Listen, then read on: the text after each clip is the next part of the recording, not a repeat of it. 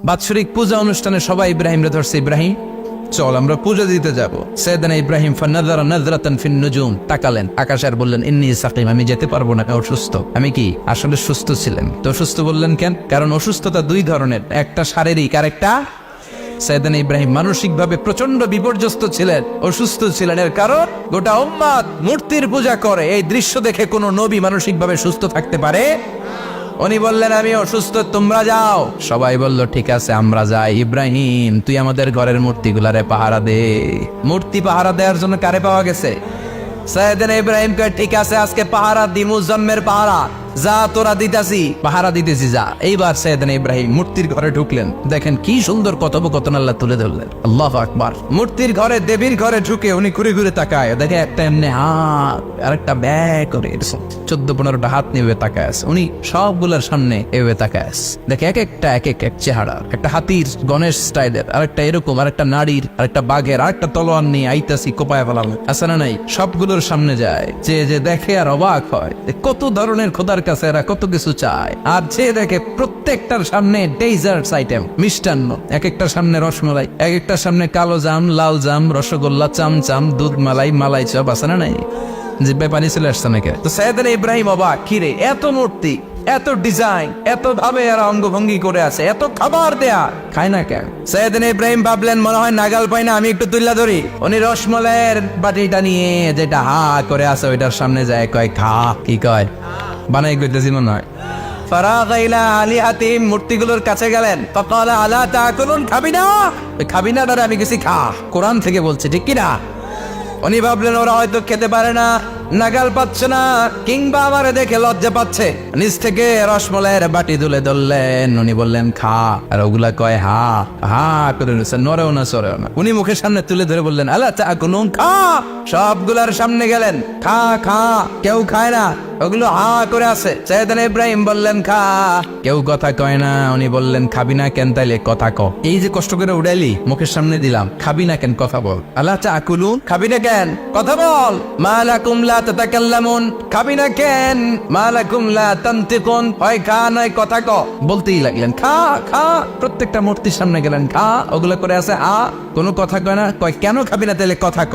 খায়ও না, কথাও কয় না। আপনার ছেলে বায়না ধরছে আব্বা চানাচুর খাও, কি খাম? চানাচুর কিনে দিলেন, এই নে চানাচুর, এখন চানাচুর খায় না। কিরে বাপ খাবি না কেন? কথাও কয় না, খায়ও না, কথাও কয় না। এখন বাকি আছে কোনটা?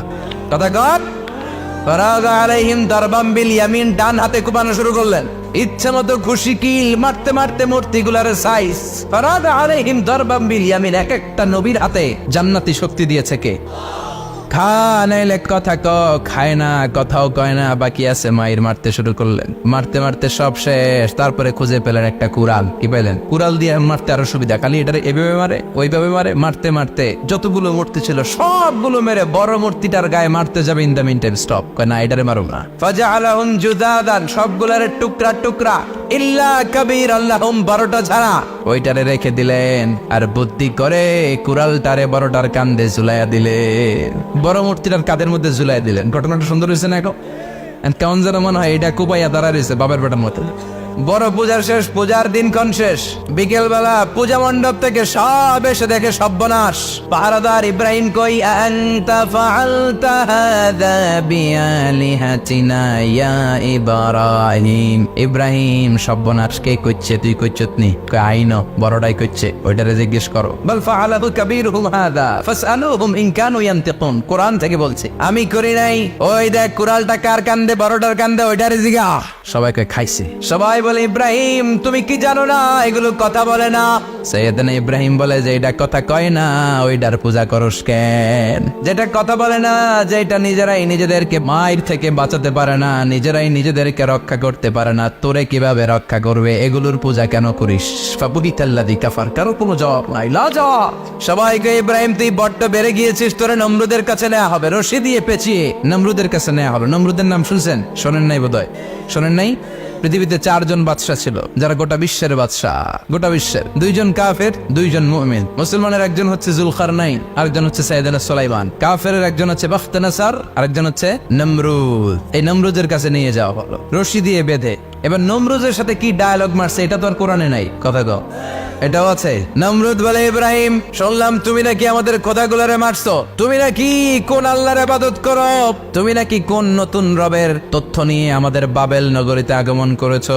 আমি ছাড়া কোনো খোদা আছে বলে তো আমি শুনি নাই, এই বাবেল নগরীতে আমি ছাড়া কোনো খোদা আছে আজকে নতুন শুনলাম। কে তোমার খোদা, কি তার পাওয়ার? এবার ডায়ালগ মারা শুরু করলেন সাইয়েদনা ইব্রাহিম। সাইয়েদনা ইব্রাহিম বললেন, রব্বি আল্লাযী ইউহয়ী ওয়া ইউমীত, আমার রব এমন রব যিনি জীবন দেয় আবার মরণও দেয়। নমরুদ বলে, তাই তোমার আল্লাহ জীবন দেয় মরণ দেয়? আনা উহয়ী ওয়া উমীত। এবার নমরুদ ডায়ালগ মারতেছে, আনা উহয়ী ওয়া উমীত, আমিও তো জীবন দেই আমিও তো মরণ দেই। সাইয়েদনা ইব্রাহিম বললেন, তুমিও যদি আমার আল্লাহর মতো জীবন দাও মরণ দাও তাইলে দেখাও। নমরুদ জেলখানা থেকে দুইজন ফাঁসির আসামিকে ধরে আনলো, ধরে এনে একটা ধারালো ছুরি নিয়ে প্রথম আসামির পেটের ভেতরে ধা করে ছুরিটা ভরে দিয়েছে। ফিনকি দিয়ে রক্ত ছুটলো, লোকটা ছটফট ছটফট ছটফট করতে করতে দুনিয়া থেকে বিদায়। এবার পেট থেকে ছুরিটা বের করে দ্বিতীয় আসামির পেটের মধ্যে ঢুকাতে যাবে, ধা করে। In the meantime stop, ঢুকায় নাই, পেটে ঢুকাইতে যে ঢুকায় নাই। কয়, ইব্রাহিম এই যে দেখো, তোমার সামনে প্রথম লোকটারে আমি মৃত্যু দিলাম, প্রথমটারে দিলাম মরণ, পরেরটারে দিলাম জীবন। তোমার রব যেরকম করে জীবন দেয় আর মৃত্যু দেয়, আমিও জীবন দেই আমিও মৃত্যু দেই। চিল্লায় পড়েন নাউযুবিল্লাহ। সাইয়েদনা ইব্রাহিম বিপদে পড়ে গেলেন। তাই তো, আসলেই তো প্রথম লোকটারে মৃত্যু দিল, দেয় নাই? কথা কর, ছুরি মেরে রক্ত বের করে ওর মৃত্যু দেয় নাই? পরের লোকটারও একই ভাবে মৃত্যু দিতে যে সেখান থেকে বাঁচিয়ে জীবন দিল। বেজাল আছে না নাই? এবার সাইয়েদনা ইব্রাহিম বলে, ফাইন্নাল্লাহা ইয়াতি বিশ-শামসি মিনাল মাশরিকি ফাতি বিহা মিনাল মাগরিবি ফাবহিতাল্লাযী কাফার। সাইয়েদনা ইব্রাহিম বললেন, বুঝলাম তুমি আমার আল্লাহর মতো জীবন দাও, বুঝলাম তুমি আমার আল্লাহর মতো মরণ দাও, কিন্তু নমরুদ খেয়াল করে শোনো, আমার আল্লাহ প্রতিদিন সকাল বেলায় পূব আকাশ থেকে জল জলে সূর্যটা উঠায়। তোমার যদি এরকম কোন ক্ষমতা থাকে, তুমি আগামীকাল সকাল থেকে পূর্ব দিক থেকে সূর্য না উঠিয়ে পশ্চিম দিক থেকে সূর্যটা উঠাও। ফাবহিতাল্লাযী কাফার। এবার ধরা গেছে। এবার জায়গার মধ্যে ধরা, একেবারে স্টপ, লা জবাব। নমরুদের মুখে কোনো জবাব নাই। এবার নমরুদের মেজাজ নরম নাকি গরম? কথা কন। গরম মেজাজ নিয়ে কয়, হাররিকু, এটারে আগুনে জ্বালা, এটারে আগুনে ফেল। নমরুদ বুঝে নাই যে আগুনের মালিক কে। বিশাল আগুনের কুণ্ডলি পাকিয়ে সাইয়েদনা ইব্রাহিমকে আগুনের মধ্যে ফেলে দেয়া হলো। হাতের মধ্যে রশি, পায়ের মধ্যে রশি, সারা দেহের মধ্যে রশি পেঁচিয়ে আগুনের কুণ্ডলিতে ফেলে দেয়া হলো। মুহূর্তের মধ্যে আগুনের প্রজ্বলন শক্তি ওই রশিগুলোকে জ্বালিয়ে পুড়িয়ে সারখার করে দেয়, কিন্তু সাইয়েদনা ইব্রাহিমের দেহের একটা পশমও জ্বালায় না। যে রশি দিয়ে টাইট করে বাঁধছে, ওনার দেহের সাথে লাগানো টাচ করা রশি, ওই রশি জ্বলে যায়, কিন্তু সাইয়েদনা ইব্রাহিমের পশম জ্বলে না। চিল্লায় পড়েন আল্লাহু আকবার। সাইয়েদনা ইব্রাহিম বসে রইলেন। নমরুদ কয়, আরো আগুন জ্বালা, এলাকার বড় বড় গাছগুলো, তক্তাগুলো কেটে আগুনের কুণ্ডলিতে ফেল। তক্তা লাকড়িগুলো আগুনের কুণ্ডলিতে ফেলা মাত্র দাউ দাউ করে লাকড়িগুলোকে, তক্তাগুলোকে আগুন জ্বালিয়ে দেয়, কিন্তু সাইয়েদনা ইব্রাহিমকে জ্বালায় না। সুবহানাল্লাহ। আগুনের মালিক কে? ওই আল্লাহ আজও আছে না নাই? তিনি আগুনটা অর্ডার করলেন, সৃষ্টির শুরু থেকে তোকে একটা ধর্ম দিয়েছি, সব জ্বালিয়ে দেয়া, পুড়িয়ে দেয়া, আজকে কয়েকদিনের জন্য তোর ধর্মটাকে আমি স্টপ করে দিলাম। চিল্লায় পড়েন আল্লাহু আকবার। قُلْنَا يَا نَارُ كُونِي بَرْدًا وَسَلَامًا عَلَى إِبْرَاهِيمَ। আল্লাহ বললেন, আগুন খবরদার, আমার ইব্রাহিমের গায়ের যেন পশম না পুড়ে যায়, কারণ ইব্রাহিমের সন্তান হবে ইসমাইল, আর ওই ইসমাইলের বংশে আমি পাঠাবো আখিরি জামানার পয়গম্বর।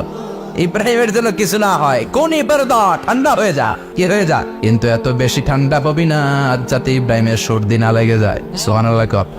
আগুন বলে, আপনি বললেন কোন ইবারদা, ঠান্ডা হ, আবার কোন এত ঠান্ডা হবি না যাতে সর্দি না লাগে, কেমন ঠান্ডা হবো? আল্লাহ বললেন, সালামান আলা ইব্রাহিম, সালাম হয়ে যা, শান্তির গুলবাগিচা হয়ে যা, এয়ার কন্ডিশন নাতিশীতোষ্ণ হয়ে যা। চিল্লায় পড়েন আল্লাহু আকবার। 40 দিন ছিলেন এই আগুনের কুণ্ডলিতে, কিচ্ছু হয় নাই। সুবহানাল্লাহ পড়বেন না? শেষ জীবনে উনি ওনার নাতিপুতিদের সাথে গল্পের সময় বলতেন যে আমার জীবনের সবচেয়ে আরামদায়ক সময় কাটিয়েছি আমি ইব্রাহিমের আগুনের, নমরুদের আগুনের কুণ্ডলির ভেতরে থেকে। চিল্লায় এখন সুবহানাল্লাহ। তার মানে পুরো আগুনের কুণ্ডলির গোলবাগিচা বানিয়ে দিয়েছে কে? ওনার জীবনের শ্রেষ্ঠ সময় নাকি এটা, সবচেয়ে আরামসে নাকি কাটিয়েছে এই আগুনের কুণ্ডলির ভেতরে। চিল্লায় পড়েন আল্লাহু আকবার। এবার আল্লাহ ডেকে বলেন, নমরুদ অনেক হয়েছে, আর না, অনেক চান্স তোমারে দিছি আমি, অনেক ছাড় দিছি, মাগাব ছেড়ে দিব না। আল্লাহ কি দেয়? ছাড় দেয়, ছেড়ে দেয় না। মনে থাকবে, আল্লাহ বলে, তোরে মারতে আমার কামান লাগবে না, গোলা লাগবে না, ফেরেশতা লাগবে না, তলোয়ার লাগবে না, নমরুদ তোরে মারবো আমি ল্যাংড়া মশা দিয়া। ফারসালাল্লাহু তাআলা বাউদা, আল বাউদাতু জুনদুম মিন জুনুদিল্লাহ। এই মশাগুলো আল্লাহর সৈনিক। কথা কন, এই মাছিগুলো আল্লাহর সৈনিক, এই সাপ আর ব্যাঙগুলো আল্লাহর সৈনিক, এই বাতাস আল্লাহর সৈনিক, এই মাটি আল্লাহর সৈনিক। মাটি যদি কাঁপাকাঁপি শুরু করে বসে থাকা যাবে? কথা কন, ভূমিকম্প হইলে সব দৌড়াদৌড়ি আছে না নাই? আগুন লাগলে দুর্ঘটনা আছে না নাই? বাতাস যদি 70 থেকে 80 কিলোমিটার বেগে ছুটে আসে দুর্ঘটনা আছে না নাই? ফারসালাল্লাহু বাউদা, আল্লাহ একটা ল্যাংড়া মশা পাঠালেন। এই ল্যাংড়া মশা নাকের ভেতর দিয়ে ঢুকে মস্তিষ্কের মাঝখানে যে কামড়াতে শুরু করেছে। মশার কেমন খাইছেন না আপনারা? শীতকালে যখন আমরা কম্বল মোড়া দিয়ে ঘুমাই, কানের সামনে নমরুদের পূজা করতো আর বলতো নমরুদ সবচেয়ে বড় খোদা, নমরুদ সবচেয়ে। এখন খোদা কি করে? ড্যান্স দেয়, চিল্লা। এখন কি দেয়? এবার নমরুদ বাঁচার জন্য মাথার মধ্যে আঘাত করে, কিন্তু মশা বের হয় না। চিল্লায় আওয়াজ করে উত্তরে বলেন, মশা ঢুকছে কার অর্ডারে? এই মশা বেরোবেও কার অর্ডারে? মাথার মধ্যে আঘাত করে, খুশি মারে, কিল মারে, কিন্তু মশা বের হয় না। এবার আশেপাশের যারা আছে খাদেম খুদ্দাম কয় তোরাও খুশি মার। খাদেম খুদ্দাম মনে মনে কয় আজীবন অনেক মারছস, আজকে আমরা মারুম। সুযোগ পায়া কিলের উপর কিল আর খুশি। আজীবন অনেক কাজ করাইছিস আমাদেরকে দিয়ে, অনেক জুলুম করেছিস, আজকে সুযোগ পেয়েছে মতো মাইরা লই। খাদেম খুদ্দাম ওরাও কিল খুশি। ঘুষাইতে ঘুষাইতে চেহারার মানচিত্র পাল্টাই দিছে, মাকে মশা বের হয় না। এই মশা ঢুকছে কার আদেশে? কথা কন, এই মশাটা যদি বেরোতে হয় অর্ডার লাগবে একজনের। চিৎকার করে বলেন, চিনি কে? নিজেও মারে বেরোয় না, খাদেম খুদ্দামরা মাথার মধ্যে কিল খুশি মারে বেরোয় না। নমরুদ কয় এবার আমারে জোতা মাপ। কি মাপ?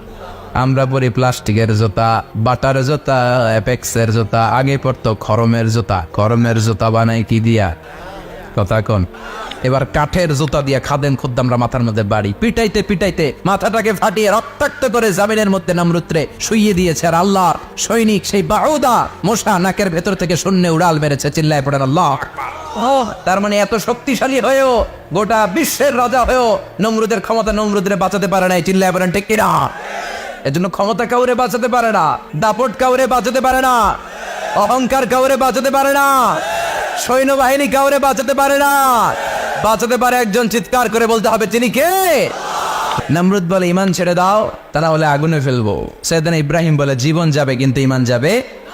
তার মানে আগুনের পরীক্ষায় পাস। চিল্লায় বলেন আগুনের পরীক্ষায়। পরীক্ষা নাম্বার 2, একটার পর একটা পরীক্ষা দিতে আল্লাহ শুরু করলেন। আল্লাহ বললেন, ইব্রাহিম যাও, কলিজার টুকরা সন্তানকে আর হাজারকে, আমরা ওনারা ডাকি বিবি হাজারা, আমরা কি ডাকি বাংলাদেশে? আসলে নাম কি? হাজার। যাও তোমার স্ত্রী হাজারকে আর ইব্রাহিমকে মক্কার ধুধু প্রান্তরে ফেলে দিয়ে আস। ওখানে মানুষ নাই, প্রাণী নাই, জনমানব শূন্য। দেখি আমার কদ্দুর ভালোবাসো। বলতে দেরি, 2 শব্দ নয়, মরুভূমিতে ফেলে দিয়ে আসলেন। তার মানে পরীক্ষা নাম্বার 2তেও, কথা বলেন, 2তেও।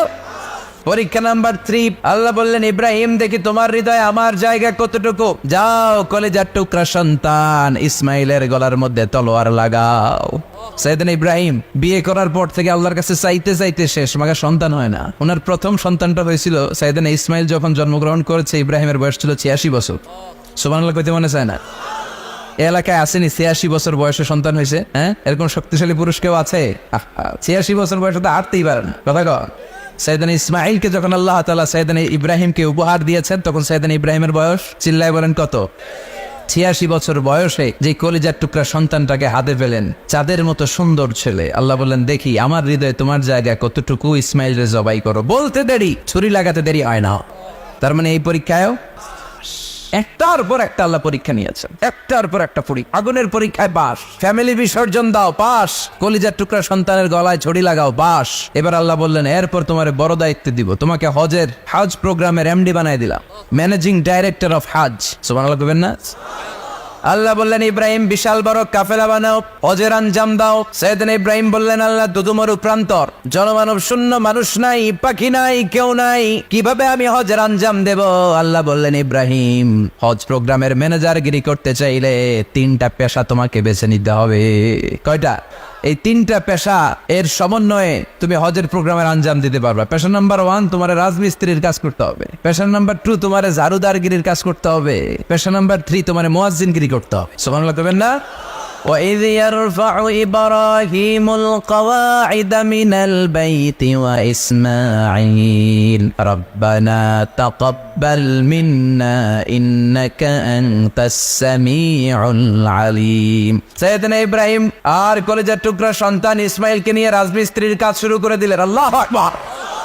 কাবা ঘর ভেঙে চুরমার, বাপ বেটা মিলে রাজমিস্ত্রির কাজ, পাথর কেটে কেটে বাপ বেটা মিলে কাবা ঘর বানায়। পেশা নাম্বার 1 শেষ। পেশা নাম্বার 2 জারুদারগিরি। পেশা নাম্বার 2 কি? আল্লাহ বললেন তাহহিরা বাইতিয়া লিত-তাইফিনা ওয়াল আকিফিনা ওয়ার রুকাইস সুজুদ। মসজিদেরি ঝাড়ু বারদার হোক আমারে হাতে, শোনো আমারে মোনাজা, শোনো শোনো ইয়া এলাহি আমারে মোনাজাত, শোনো আমারে মোনাজাত। পড়েন আমিন। আল্লাহ বললেন তাহেরা পরিষ্কার করো মানে ঝাড়ু দাও, বাইজি আমার কাবা ঘর, লিত্তাইফিনা তাওয়াফকারীদের জন্য, ওয়াল আকিফিনা ইতিকাফকারীদের জন্য, ওয়ার রুকআইস সুজুদ রুকুকারীদের জন্য, সিজদাকারীদের জন্য ঝাড়ু দাও। বাপ বেটার রাজমিস্ত্রিগিরি শেষ, এবার ঝাড়ুদারগিরি শুরু। সুবহানাল্লাহ বলেন। এরপর আল্লাহ বললেন 3 নম্বরে মুয়াজ্জিনগিরির কাজ করো। ওয়াআযিন ফিন-নাসি বিল হাজ্জি ইয়াতুকা রিজালান ওয়া আলা কুল্লি দামিরি ইয়াতিনা মিন কুল্লি ফাজ্জিন আমিক। ঘর বানিয়েছেন, এই ঘরে তোমরা হজ করতে আসো। সাইয়েদনা ইব্রাহিম বললেন আল্লাহ আমি আর আমার পোলা ছাড়া কেউ নাই। কেউ আছে? মানুষ নাই, আপনারা কেউ নাই, আমি কার সামনে আযান দেব? আমি কার সামনে ঘোষণা দেব? আল্লাহ মানুষ নাই, প্রাণী নাই, পাখি নাই, দৃশ্যমান কিছু নাই, কোথায় আমি ঘোষণা দেব? আল্লাহ বললেন দাঁড়াও, দাঁড়িয়ে তুমি আজান দাও, ঘোষণা দাও। তোমার এই আজানের আওয়াজটা গোটা বিশ্বের সব মানুষের কানের ভেতরে আমি আল্লাহ পৌঁছে দেবো। আযিন ফিন-নাস বিল হজ, হজের আজান দাও। উনি আজান দিলেন আইয়ুহান নাস ইত্তাখাযাল্লাহু বাইতান ফাহুজ্জু। আল্লাহ একটা ঘর বানিয়েছে, যাদের সামর্থ্য আছে হজে আসো। সুবহানাল্লাহ পড়ে। তৎকালীন সময়ে গোটা বিশ্বে যারা ছিল সবার কানের ভেতরে এই ঘোষণাটা মানে আজানটা পৌঁছে দিয়েছে কে? আমরা তখন ছিলাম পৃথিবীতে? কইছিলাম ফি আলামিল আরওয়াহ, রূহের জগতে। রূহের জগতেও আল্লাহ তাআলা আমাদের কানে পৌঁছে দিয়েছেন। রূহের জগতে থেকে এই আজান শুনে আমরা যারা লাব্বাইক বলার সুযোগ পেয়েছি তাদেরকে এই দুনিয়াতে হজের নসিব আল্লাহ করে দিবেন। তার মানে হজ প্রোগ্রামের ম্যানেজার। সুবহানাল্লাহ পড়েন। পরীক্ষা কারে কয়? কত প্রকার কি কি। হজ প্রোগ্রামের ম্যানেজার বানাইলেন, ম্যানেজিং ডাইরেক্টর, মহাব্যবস্থাপক। হজের আঞ্জাম দাও, আর হজের আঞ্জাম দিতে যে তোমাকে প্রথমে রাজমিস্ত্রির কাজ করা লাগবে 5, ঝাড়ুদার গিরির কাজ করা লাগবে 5। আল্লাহর নবী উলুল আজমি মিনার রাসূল মসজিদ ঝাড়ু দেয়, না আমরা মসজিদ পরিষ্কার করতে চাই না, আছে না নাই? বালু দেখলে মুয়াজ্জিনরে গালি, কথা কন। মসজিদে ময়লা দেখলে খাদেমের 14 গোষ্ঠী উদ্ধার করে ছাড়ে, আর নিজে পশ্চিম দিকে পড়ে আসারও খায়, আছে না নাই? মসজিদ ঝাড়ু দেয় শুধু মুয়াজ্জিনের কাজ, খাদেমদারের কাজ। মসজিদ পরিষ্কার রাখা আমাদের সবার কাজ। চিল্লায় এখন ঠিক কিনা? যাদের অন্তরে জ্বালা যন্ত্রণা, যাদের দোয়া কবুল হয় না, আপনি মসজিদ ঝাড়ু দিয়ে দেখেন মুহূর্তে দোয়া কবুল হয়ে যাবে। অন্তরের জ্বালা যন্ত্রণা দূর হয়ে যাবে, অন্তরের অহংকার নিমিষে কেটে যাবে। তার মানে আল্লাহ বললেন রাজমিস্ত্রি হও, সেটাও হলেন, ঝাড়ুদার হও, সেটাও হলেন, আজান দাও, সেটাও হলেন। তার মানে হজের যে পরীক্ষা নিলেন এটাতেও, কথা কন, শুনতেছেন? 4টা ভয়ঙ্কর পরীক্ষা নিলেন, 4টাতে পাস। পরীক্ষা নাম্বার 5। আল্লাহ বলেন ইব্রাহিম বয়স কত? সাইয়েদনা ইব্রাহিম বললেন 80 বছর। আল্লাহ বললেন নিজ হাতে নিজের সুন্নতে খাত্তা সেরে দাও। সহিহ বুখারীর বর্ণনা, ইখতাতানা সাইয়েদনা ইব্রাহিম আলাইহিস সালাম ওয়া হুয়া ইবনু 80 সানা বিল কদুম। বুখারীর বর্ণনা 80 বছর বয়সে কুঠার দিয়ে লজ্জাস্থানের সামনের চামড়াটা কেটে নিজ হাতে নিজের সুন্নতে খাত্তা সেরেছে। এমনি এমনি আল্লাহর প্রিয় হন নাই, এমনি এমনি গোটা বিশ্বের মানুষদের লিডার হন নাই। পরীক্ষার পর পরীক্ষা দিয়ে তিনি আল্লাহর সম্মানের চেয়ারে আসীন হয়েছেন। চিল্লায় বলেন ঠিক কিনা? এজন্য আল্লাহ বললেন ওয়াইয ইবতালা ইব্রাহিমা রাব্বুহু বিকালিমাতিন ফাতাম্মাহুন্না ক্বালা ইন্নী জাঈলুকা লিন-নাসি ইমামা। ও নবী, স্মরণ করুন সেই সময়ের কথা যখন আমি আমার খলিল ইব্রাহিমকে অনেকগুলো পরীক্ষা নিয়েছিলাম, আর প্রতিটি পরীক্ষায় আমার খলিল সফলতার সাথে উত্তীর্ণ হয়েছিল। ফলাফল স্বরূপ আমি ইব্রাহিমকে জানিয়ে দিলাম, যাও ইব্রাহিম, গোটা বিশ্বের মানুষের জন্য তোমার নেতা বানাইয়া দিলাম। তিনি আমাদের নেতা, leader of the all human being on earth. পৃথিবীতে যারা আছে সবার নেতা। চিল্লা এখন ঠিক কিনা?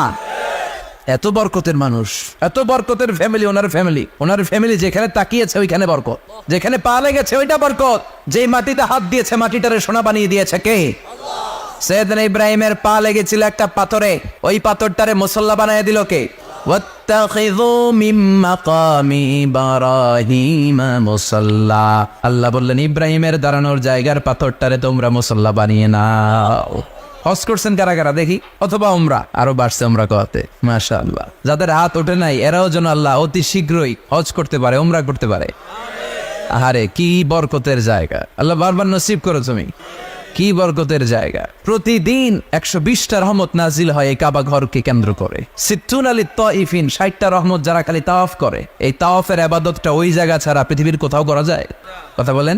এজন্য 60টা রহমত যারা তাইফিন তাওয়াফ করে, আর বাঈনা লিল মুসাল্লিন, আর 40টা রহমত যারা কাবা ঘরে নামাজ পড়ে। 40 আর 60 100, বাকি রইল কয়টা? ওয়ালা 20 লিন নাযিরিনা ইলাল কাবা।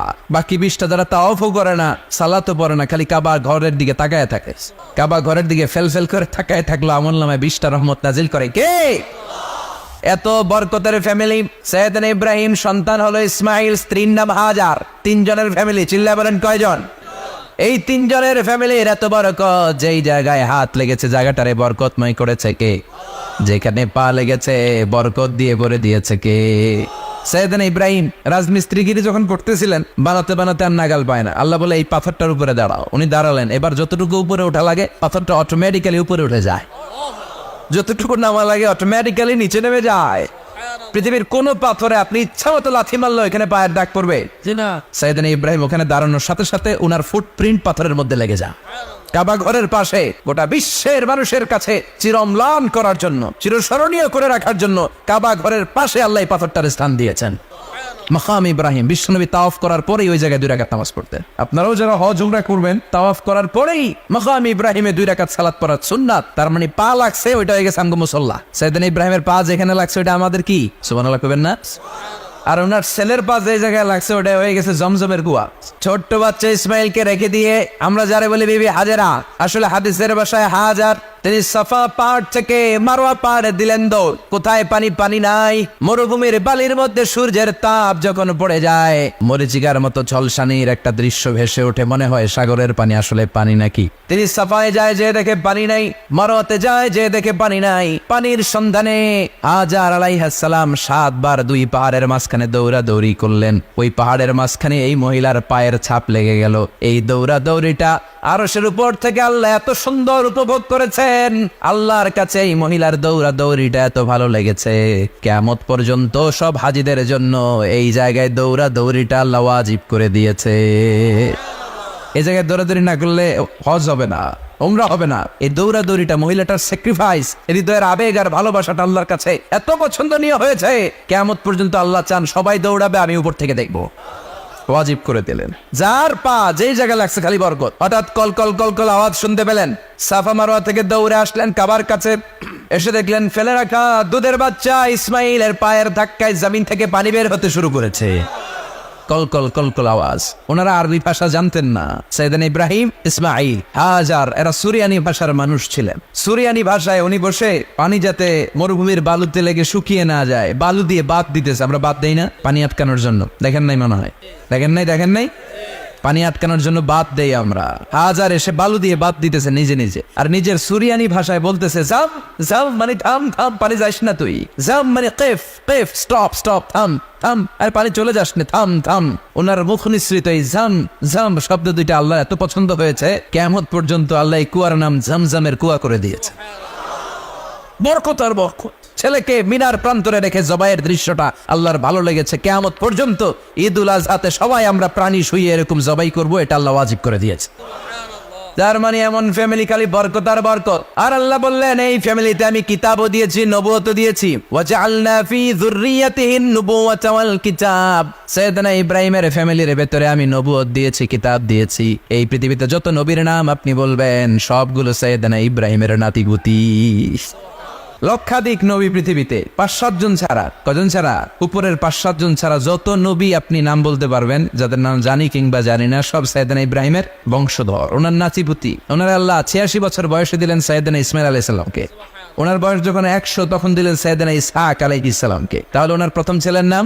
দ্বিতীয় ছেলে আওয়াজ করে বলেন, প্রথমটা, দ্বিতীয়টা ইসহাক। দুর্ভাগ্যজনক হলেও সত্য, ইসমাইলের চেনে কোনো নবী আল্লাহ দেন নাই, কোনো নবী নাই। সব নবী এই চেনে হাজার হাজার লক্ষাধিক নবী খালি ইসহাকের বংশে নামে। এই বংশে কোনো নবী নাই। আর এই বংশের নবীরা প্রজন্মের পর প্রজন্ম একে অপরকে বলে যায়, সব শেষে কিন্তু একজন নবী আসবে, এটা হবে শ্রেষ্ঠ নবী, বিশ্ব নবী, ঠিক কিনা? একের পর এক নবুয়ত আল্লাহ এই চেনে দিলেন। ইসহাকের চেইনে, সাইয়েদনা ইসমাইলের চেইনে কোনো নবী নাই। এত নবী এখানে এসেছে, এরা ভেবেই নিয়েছে ওই যে শেষ নবী, যেটা শ্রেষ্ঠ নবী, এটাও ওইখানে আসবে। কিন্তু আস্তে আস্তে হাজার হাজার লক্ষাধিক নবী আল্লাহ এইখানে পাঠিয়ে সাইয়েদনা ঈসা আলাইহিস সালামের পরে আল্লাহ স্টপ মেরে দিলেন। স্টপ মেরে দিয়ে 570 বছর পরে শ্রেষ্ঠ নবীটারে আল্লাহ এই চেনে পাঠিয়ে দিলেন। এজন্য আমরা হচ্ছি বানি ইসমাইল। আমরা কি? বিশ্বনবী হচ্ছেন বানি ইসমাইল, বিশ্বনবী কি? আর এরা হচ্ছেন বানি Israil. Changing the leadership from বানি ইসরাইল টু বানি ইসমাইল। এজন্য অহংকারীদের পরিণাম শুভ হয় না। এরা নবী পেতে পেতে এই প্রজন্ম অহংকারী হয়ে উঠেছিল আর গালি দিচ্ছিল এই চেইনটা আটকুরা চেইন, নবী আসার দিক থেকে এই চেইনে কোনো নবী নাই, সব নবী এই চেইনে আমরা পাই, আর শ্রেষ্ঠ যে নবীটা আসবে সেটাও এই চেইনে আসবে। আল্লাহ কয় না, আমি খেলা উল্টায় দিব, সব নবী এখানে পাঠালেও শেষ নবী আমি এখানে পাঠাবো না। শেষ নবী আল্লাহ তাআলা সাইয়েদনা ইসমাইলের চেইনে পাঠিয়ে দিয়েছেন। চিৎকার করে পড়েন আল্লাহু আকবার। এজন্য সাইয়েদনা ইব্রাহিমের জীবনী থেকে কি কি শিক্ষা গুনতে শুরু করেন? নাম্বার 1, আল জিহাদু দিদ্দা শিরক। ওনার জীবন থেকে প্রথম শিক্ষা হচ্ছে শিরকের বিরুদ্ধে জিহাদ। মুমিনের জীবনে জিহাদ চলবে কিসের বিরুদ্ধে? উনি মূর্তির সাথে আপোষ করে নাই, গাছের সাথে আপোষ করে নাই, মাছের সাথে আপোষ করে নাই, ধ্রুবতারা, চাঁদ, সূর্যের সাথে আপোষ করে নাই। উনি এক আল্লাহকে খুঁজে পেয়েছে। চিল্লায় বলেন ঠিক কিনা? আল্লাহ সব গুনাহ ক্ষমা করে, শিরকের গুনাহ ক্ষমা করে।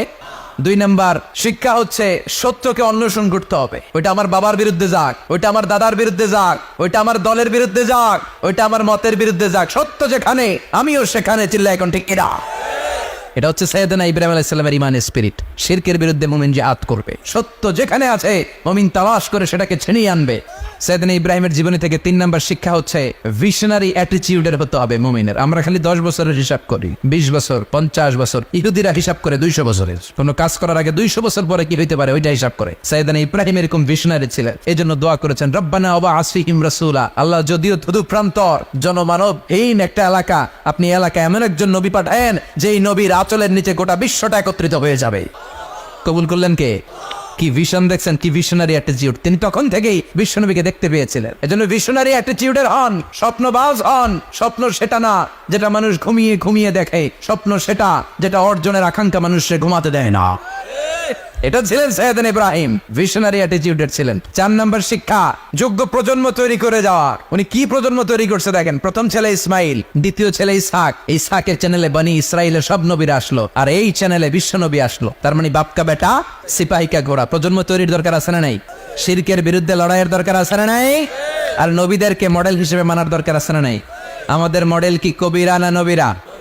নায়করা না নবীরা? নেতা নেত্রীরা না নবীরা? আমরা যেন নবীদেরকে মডেল হিসেবে মেনে জান্নাতে উপযুক্ত হতে পারে। আল্লাহ তুমি তৌফিক দান করো।